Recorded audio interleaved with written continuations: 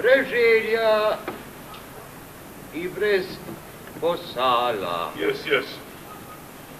Brez volje, preželja i brez posala. Jedno ti tu. A već je nešto zakrklo. Zakrkla mu duša. Eto. Bravo, da. I k nebu ide, što je s neba došlo. Odklepak to.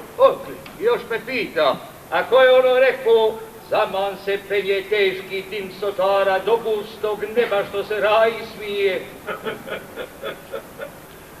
Prestrašit ćeš mi golube.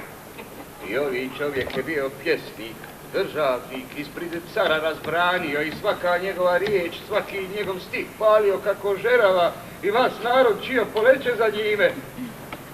A nije poletio. A ko je kriv? Ko? Ja. Bravo. Tako me gustaš. I ništa drugo.